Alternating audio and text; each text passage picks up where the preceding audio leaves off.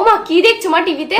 আরে রান্নাঘর দেখছি, আজকে চিকেনের কি যেন একটা আইটেম করছে, ওটাই দেখছি।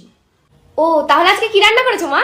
আজকে ভাত আর ফুলকপি আলু দিয়ে ঝোল করেছি, রান্নাঘরে রাখা আছে, যা খেয়ে নে। দেখো এসব আর করো এরকম ফুলকপি এসব। ভালোটা দেখা মানেও ভালো কিছু, তোর মতো চিতা দেখি না সারাদিন আমি। ভালো দেখা মানেও ব্যাপার আছে একটা, ভালো কারো দেখলে সেটা করতে হবে, তাহলেই ভালো হবে এমন কোনো মানে নেই। তুই যা এখান থেকে। এটা কি দেখি ফোনটা কি দেখছিস এগুলো?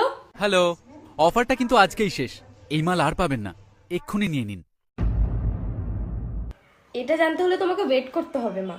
সে নয় আমি ওয়েট করব, আর ওয়েট করে জেনেও যাবো যে কি, কিন্তু তোর পড়াশোনা ততদিনেও হবে না। পাশের বাড়ির মেয়েটাকে দেখেছিস কত সুন্দর পড়াশোনা করছে, ভোরবেলা উঠে রেজাল্ট করেছে কত সুন্দর, সেগুলো দেখে তো তুই শিখতে পারিস।